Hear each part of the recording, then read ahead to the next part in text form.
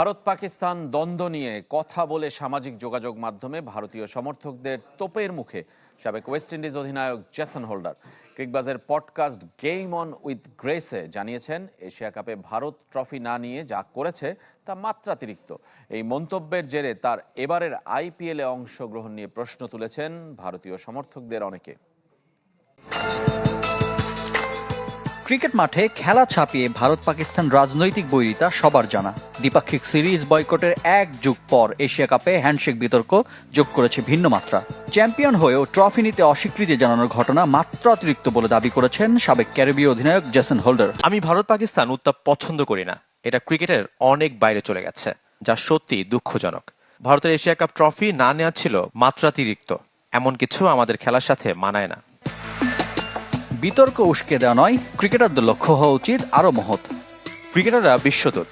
আমরা যদি বিশ্ব শান্তির কথা বলি, তাহলে আমাদের আইডলদের কাছ থেকে এমন আচরণ দেখতে চাই না। অখেলোয়াড় সুলভ আচরণ নিয়ে যেমন কথা বলেছেন, তেমনি হোল্ডারের বক্তব্যে উঠে এসেছে সাম্যের বার্তা। ভারত পাকিস্তান দুই দেশই শক্তিধর, তারা যদি মাঠে হাত মেলাতে পারে তাহলে ক্রিকেটের বাইরে অনেক বড় বার্তা যাবে।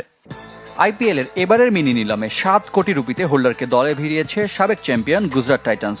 তবে ভারত পাকিস্তান ইস্যুতে তার মন্তব্যে এর মাঝেই সামাজিক যোগাযোগ মাধ্যমে আলোচনা শুরু করে দিয়েছে ভারতীয়রা। ঠিক একইভাবে মুস্তাফিজের বিপক্ষেও অনলাইন জনমতে সফল হয়েছিল কট্টর হিন্দুত্ববাদীরা।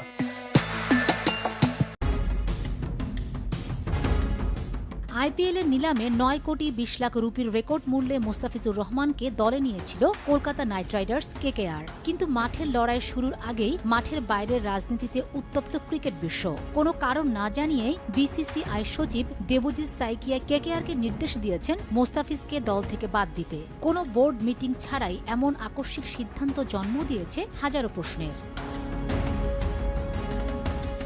এই সিদ্ধান্তের প্রভাব পড়েছে মুহূর্তেই। কেকেআর থেকে মোস্তাফিজকে বাদ দেওয়ার খবর ছড়িয়ে পড়তেই সামাজিক যোগাযোগ মাধ্যমে শুরু হয়েছে গণ আনফলো উৎসব। কয়েক ঘন্টার মধ্যেই কেকেআর এর অফিসিয়াল ফেসবুক ও ইনস্টাগ্রাম পেজ থেকে কয়েক লক্ষ বাংলাদেশি ফলোয়ার বিদায় নিয়েছেন।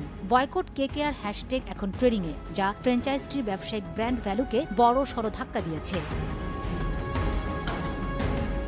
এই অপমানের জের ধরেই বিসিবি সাফ জানিয়ে দিয়েছে বিশ্বকাপে তারা ভারতে কোনো ম্যাচ খেলবে না। ইএসপিএন ক্রিক ইনফোর দাবি, আইসিসি স্পষ্ট জানিয়ে দিয়েছে খেলতে হলে ভারতেই যেতে হবে, অন্যথায় পয়েন্ট হারাতে হবে। যদিও বিসিবি বলছে আইসিসি এখনো এমন কোনো চরমপত্র বা আলটিমেটাম দেয়নি। জাতির অবমাননার বিনিময়ে আমাদের ক্রিকেটার এবং আমাদের দর্শক, আমাদের সাংবাদিক, তাদের নিরাপত্তার বিনিময়ে, দেশের মর্যাদার বিনিময়ে আমরা বিশ্বকাপ ক্রিকেট খেলতে চাই না। বিষয়টি এখন আর কেবল 22 গজের খেলায় সীমাবদ্ধ নেই। মোস্তাফিজকে কেন্দ্র করে ভারত ও বাংলাদেশের কূটনৈতিক সম্পর্কের টানাপোড়েন এখন তুঙ্গে। বিসিবি মনে করছে বর্তমান পরিস্থিতিতে খেলোয়াড় এবং ভারতে যাওয়ার অপেক্ষায় থাকা হাজার হাজার